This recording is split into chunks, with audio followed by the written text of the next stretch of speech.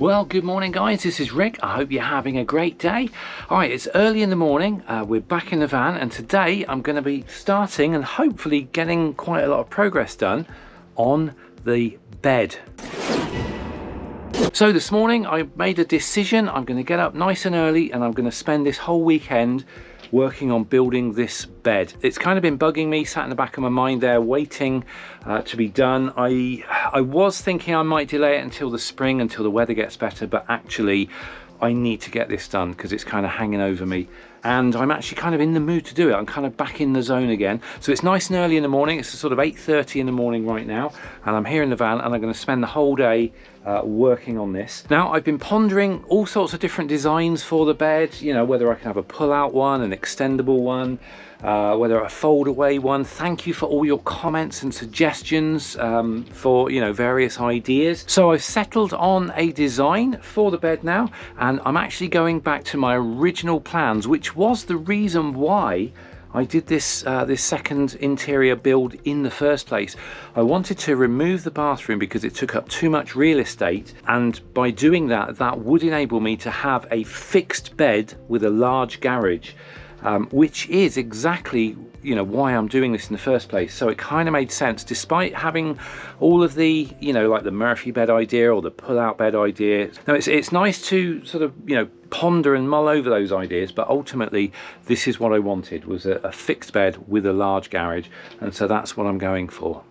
So anyway, I've been here this morning. I've marked out with tape again the actual size of the thing that I need. I'm going to be using this standard stud wood for everything, and that's going to hopefully make life easy. This is great wood. It's nice and cheap to buy. It's not particularly heavy, so I've managed to get a good supply of timber. I've worked out that I can easily go 32 inches wide, possibly a little bit more. I'll eye it up a bit later on when I've sort of got things in place, but I think 32 or 33, possibly 34 inches will be my absolute limit. And obviously this is a 2-meter bed, but it's going to be too close to the bed box here, so I need to allow for a walk-through here. It doesn't actually have to be that drastic. It can be just a little nip off the corner there, and that will be fine, and I'll be quite happy to live with that sort of arrangement. Now, it would be great if I could literally just make a rectangle frame and work from there, but unfortunately I can't, because the van has got all these little nooks and crannies. It's got this thing at the back here as well, which is not useful. But I think what I need to do first is get the basic framework, and what I'm going to do is build the top frame to start with. So I literally need to work out approximately how high I want this thing. I'll have to put a piece of wood against the wall here, and then up to the, you know, the length of where it's going to go, and then I'm going to have to build an extra bit so it navigates its way around this this pillar here, and then obviously need to bring it across, and then I will go to an actual rectangle just for the strength, and then from that rectangle I can determine the corner piece, and then I will cut in the corner, and then that way that will give me my top piece, and then we can go from there.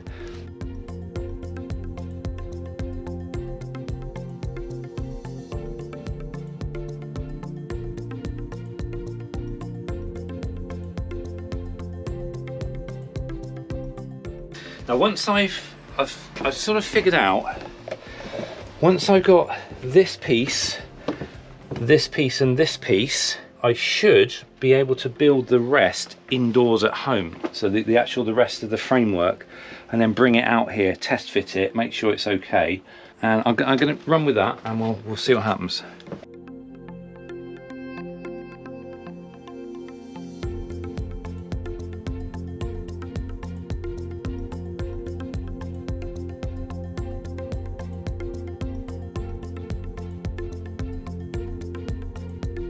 Now for this, I'm actually going to be reusing some of the screws that I used to do the original build. So I do try to recycle the stuff where I can, but when you're using this stud wood, these screws are brilliant, very strong.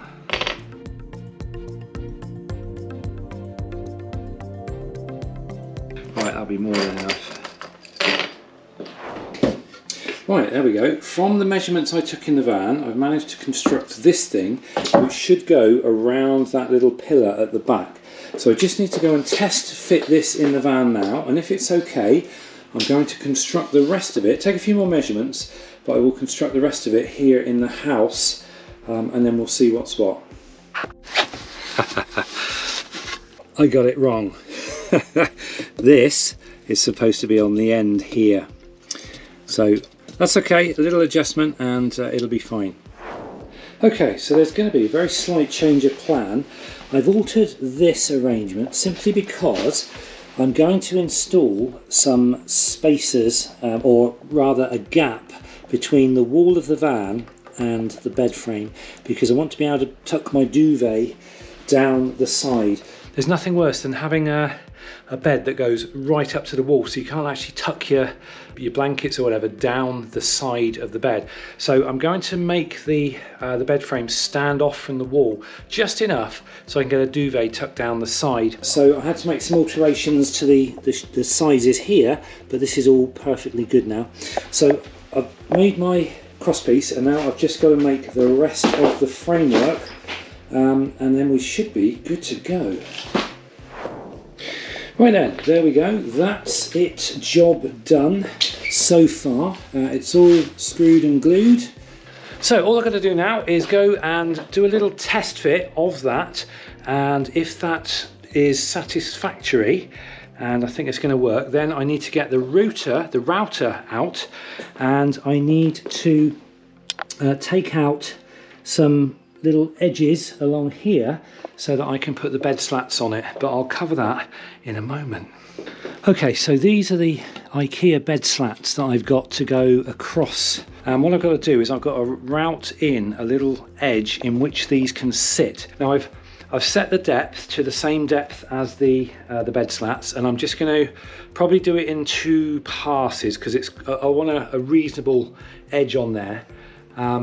So anyway, I'll leave the camera running and I'll have a go, and fingers crossed I do a reasonable job of it, but we shall see.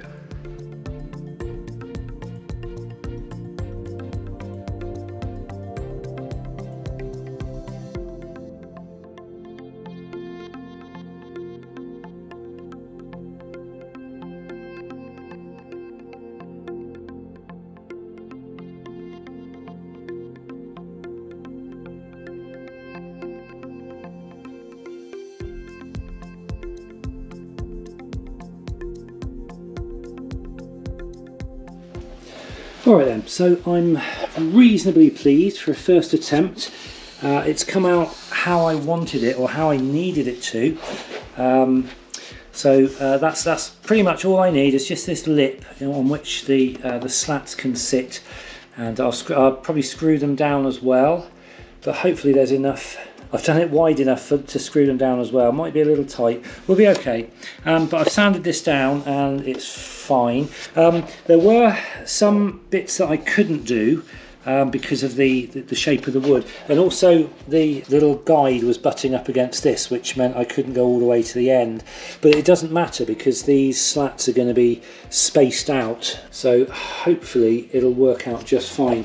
And I've managed to get sort of enough here for one of the slats, which should be fine, and then obviously you have a gap between the slats and then the next one can start there. So if I have any issues with that, I'll cross that bridge when I get to it. Anyway, so now I've got to take that into the van, and then I've got to put some legs on it, obviously, to get it up to the right height. So I've got to figure out the height. Right then, I've got it out here, and my brain is going like crazy at the moment. I have a height in mind of 40 inches. That will give me enough clearance to put the loo in one cupboard and the fridge in another cupboard, where there may be some overlap between the cupboards, so that basically you've got the height of the loo and the height of the fridge. But if I go 40, let me just put the camera down, that actually brings the height to here, on top of which you've got the extra 2.5 inches of wood. So 2.5 inches of wood brings it to there, and then you've got the mattress on top of that. which I'm going to assume is about 6 inches. I'm going to have to go and unfold the mattress. So if you've got like a 6-inch mattress, we're talking about a bed height here, and it's not going to work. It's going to be so claustrophobic. If I'm sleeping on here, I will literally, if I'm sleeping on my side, my shoulders will be like here. It's not going to work. So I'm going to have to bring things down again. I'm going to have to sit down and have another think about where I'm going to put that fridge. See, originally the idea was the actual loo was going to go in a cupboard there, and then you can just be bought out that way. And then the idea was the fridge was actually going to be in this sloping recess, which would go there, but the back corner of the fridge would actually sort of overlap where the loo cupboard is, so it would have to be higher, which brings this really high. And the thinking behind having the loo and the fridge at this end means that this part of the garage is freed up for space, because if I have, say, the loo at this end, the box will be there, and it will block access to the rest of the garage from the back doors, which is not what I want. So the only other solution is to have the fridge here. So you got the loo box there, and then the fridge in the side here, so it doesn't have to overlap, so that you don't need to worry about the height. Then I can pretty much have whatever height I want.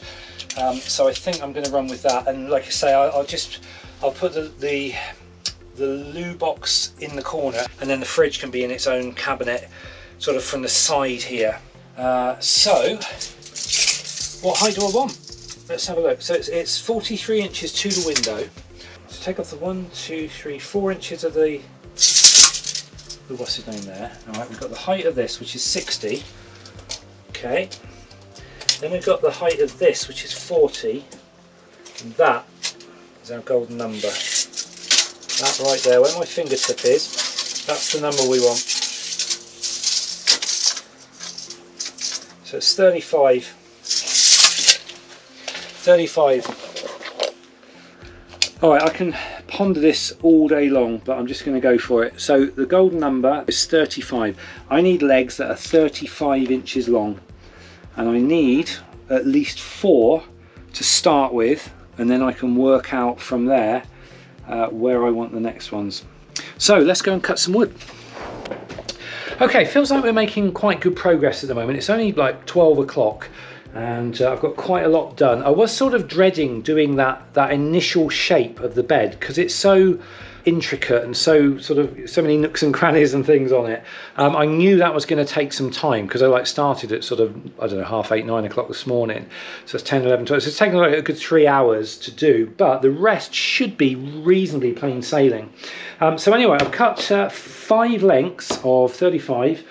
So these are going to be my legs, and I'll get those bolted on. I've got all the necessary fixings in my pocket, and I'm going to take the drill bit with me, and I'm going to get cracking, see if I can get at least some sort of a sturdy bed frame in place by the time the sun sets tonight, which is in about 4 hours time.